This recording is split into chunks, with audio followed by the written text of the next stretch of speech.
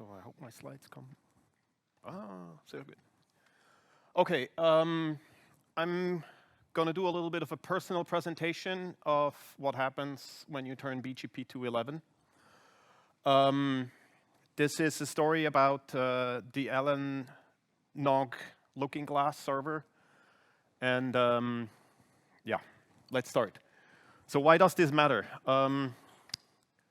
The first and most important reason why it matters is because it's fun. And the second reason is because it's good for the internet. Running a large-scale looking glass helps people to actually figure out when something goes wrong, what they can actually maybe do to actually fix a routing issue. Now, for OpenBGPD itself, the reasons for actually running a very large setup is it shows you where you're actually being blocked, where you're not scaling up. So that is a good thing, because it helps everybody else who also runs OpenBGPD to actually get a faster response time. It also reduces latency, which is another important key factor in BGP. You want to move updates as fast as or as quickly as possible through your network so that you converge much faster. So that's also a benefit that everyone gets. Then it's also a good validation point. It's actually nice to show off and say like, oh, yeah, we are running with 200 full feeds and everything is fine. So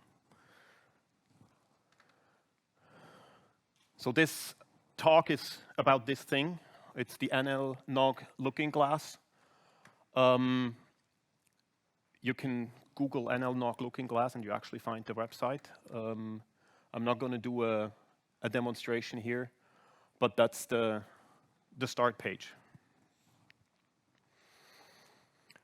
So to frame this all a little bit, what kind of hardware is actually behind this looking glass? So it's a VM. It's running Ubuntu. So it's kind of like what you get on the street. It has only 4 CPUs. So 4 virtual CPUs. It's actually not that many CPUs, but we try to actually get fast ones. 2.8 gigahertz is okay, but the faster the better.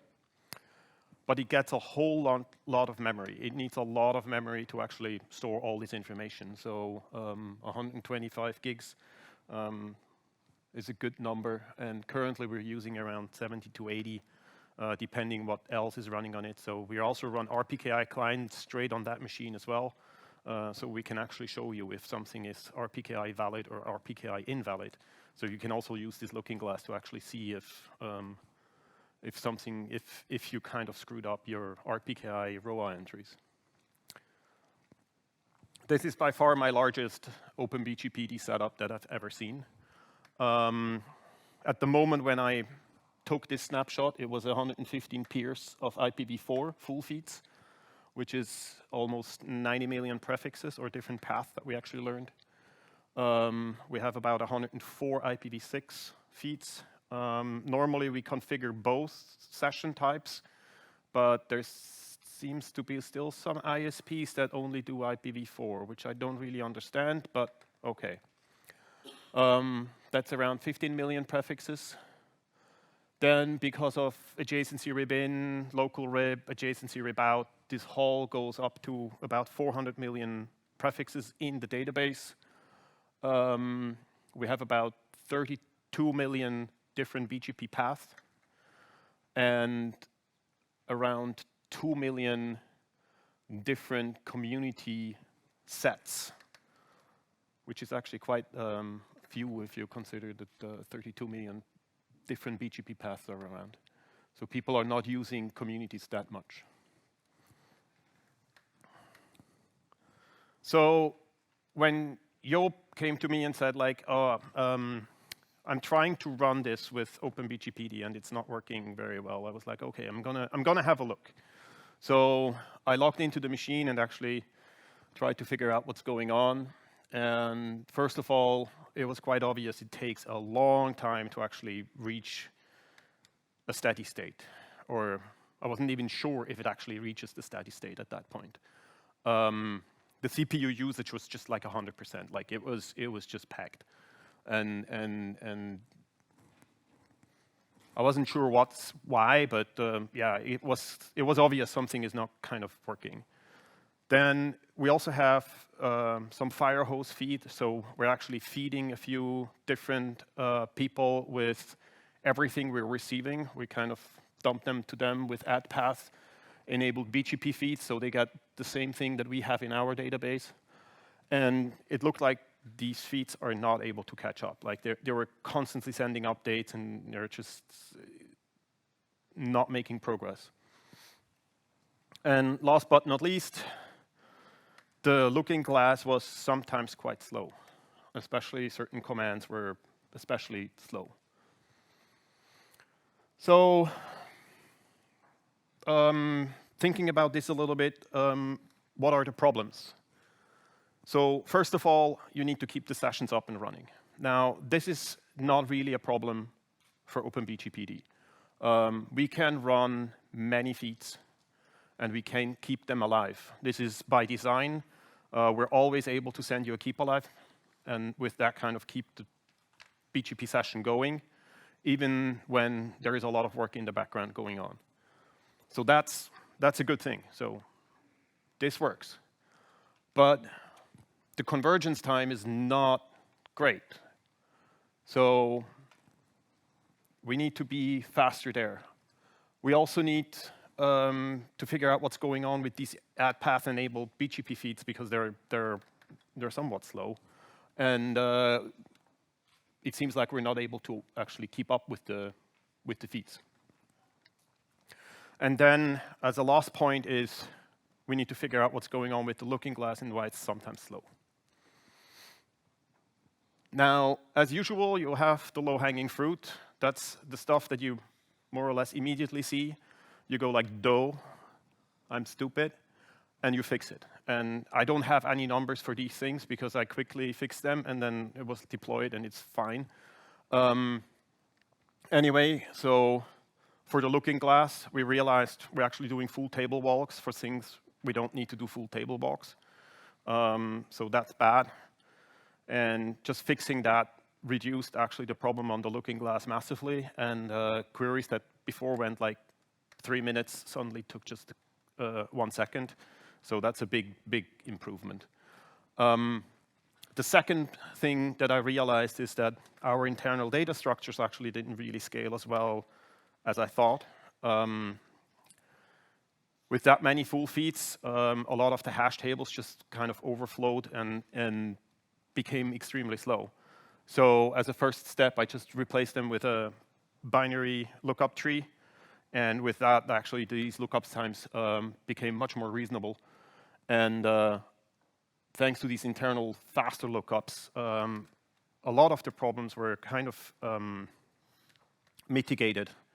And everything started to behave a little bit better. But it was still not good. So profile, don't speculate. You need to figure out why something is slow, and you somehow need to look into the black box. Now, Linux has this utility called perf, which I think is short for performance. And it's great because you can generate so-called flame graphs with it. So what you do is you run this utility for a certain amount of time to collect a certain amount of stack traces. And what I did is I did it normally for 300 seconds or 5 minutes and told it to actually do 99 samples per second. I'm using 99 samples, or not 100, because I try to avoid running at the same pacing as the regular timers in Linux. So you try to actually run it a little bit off. Then you get these flame graphs, which actually show you a statistical distribution of what is called how often. What it doesn't really tell you is if a function is just extremely slow, or if that function is being called over and over and over and over again. Anyway, this is a flame graph. So what you see is, you normally read it from bottom up. It's like almost at the bottom is BGPD. That's like the main program. And then it goes up. And your leaf function, like the functions that you're actually currently stuck in, is the one at the top. And the longer the bar for that function is, the more of a problem that function is. Now, the color of these things is random. So don't think about, oh, this is red, this is bad. It just selects whatever random colors it finds and tries to not use the same color between one and the other line. So this is why they always look a little bit different. They should look like a fire pit, I guess. That's why they're using this color scheme. I'm not the biggest fan of it, but it's what I have, so let's use it. In general, the longer the bar is, the more of a problem something is. In this particular graph, we have one function which is called path ID assign that takes 60% of the time. And that's kind of weird because that function should actually be something very trivial. It needs to assign a path ID for add path so that we can actually then transmit the prefix with that ID. But it takes a lot of time. Now, I started to look at the code and then go like, oh, okay, yeah, that's me. It's always me.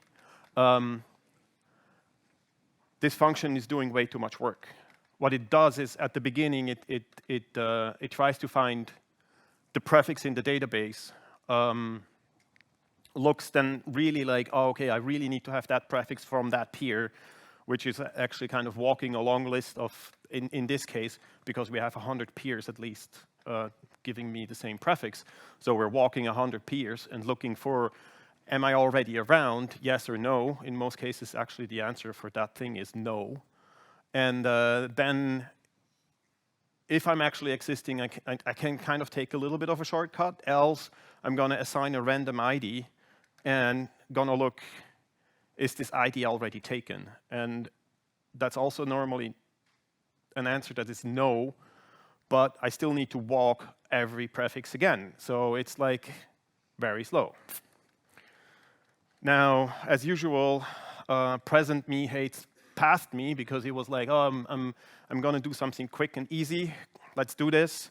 And then forget about it. And then later on, I'm going like, oh, shit.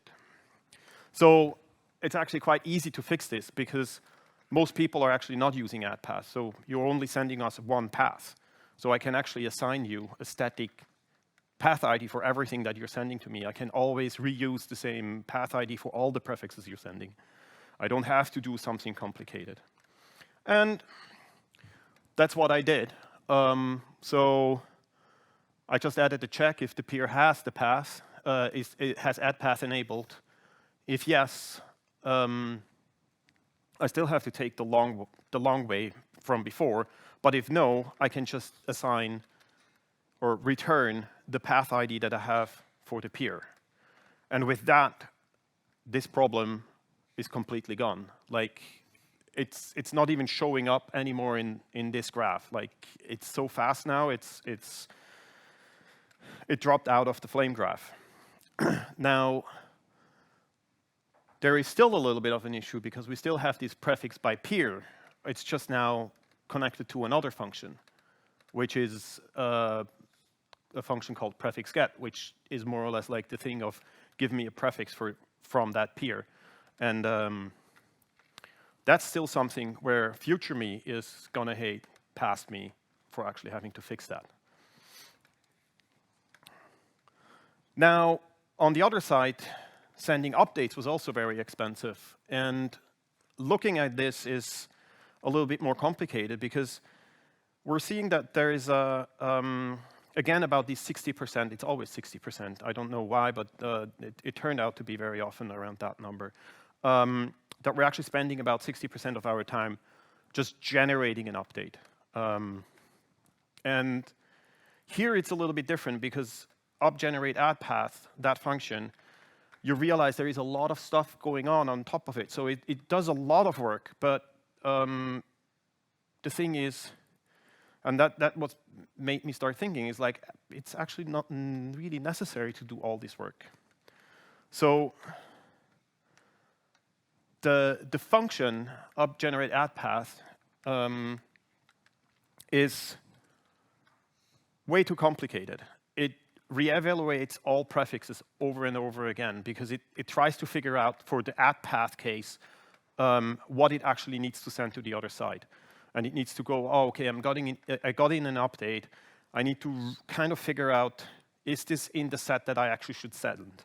Now, in our case, we're using add path all, like we're saying, like, send me everything. So we're doing a lot of figuring out if we should do something, but actually we should just go and say, like, oh, yeah, send it, send it, send it, because it's a very simple thing to do. So I actually introduced special code for the add path all case, which skips a lot of the extra complexity that we have for something where you say, I only want to send the best route plus 2 additional ones, as an example. And here, with just doing add path all, we are managing to reduce the amount of work done. So now, this is a little bit of another graph. It's not the same time I was running it as in the other graph, so it looks a little bit different. But overall, the number went down to about 20%. So we have more time to handle other things, and we're not just stuck at sending updates.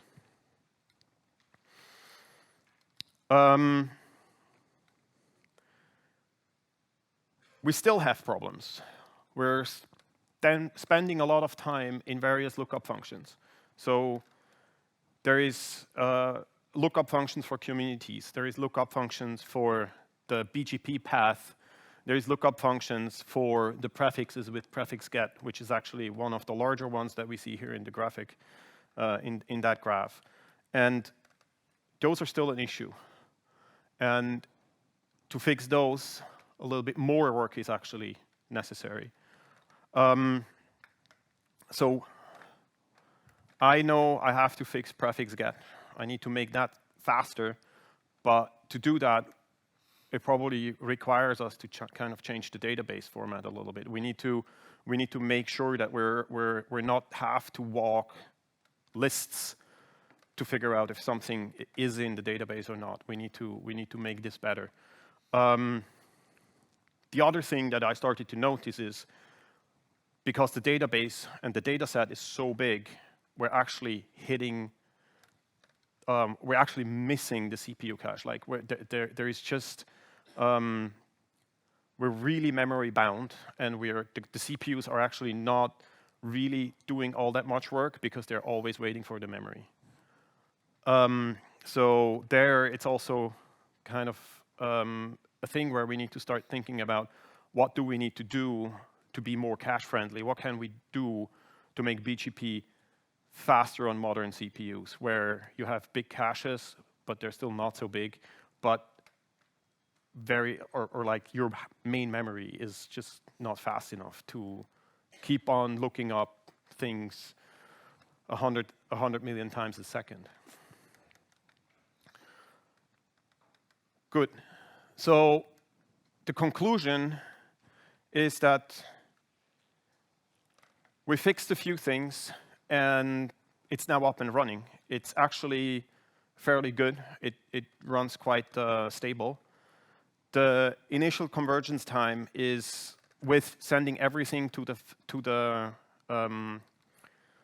other collectors, is now below 90 minutes. That sounds quite slow, but it's more or less 1 million prefixes per minute that we're actually handling off, and the poor machine is still pretty busy at that time.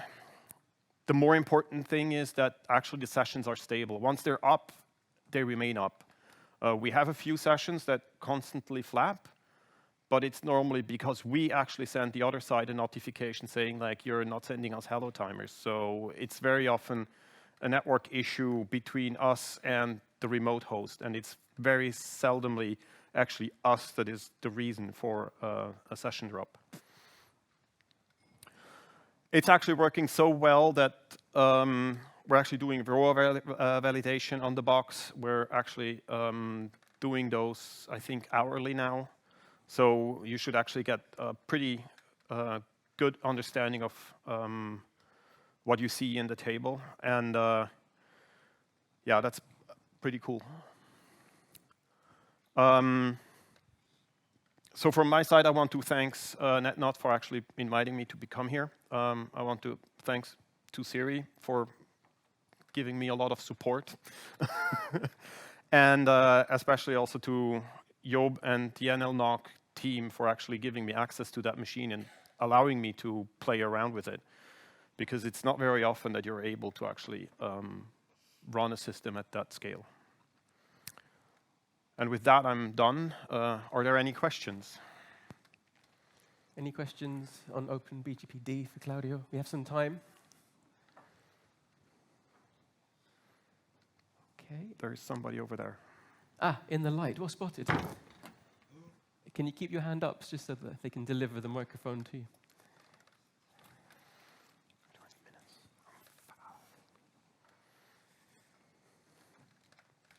Thank you. Have you done any performance comparisons with other BGP daemons, like Bird? So the whole thing started because NLNOC was previously running a Bird instance for the Looking Glass, but it never performed the way they wanted it. Like it was not able to actually keep up. And that's why we started using OpenBGPD. I have not looked at Bird what was the problem, but there was something. So that's what caused them actually to change the setup. Any more questions for Claudio? Okay. Well, please join me in thanking Claudio for the presentation. Thanks very much, Claudio.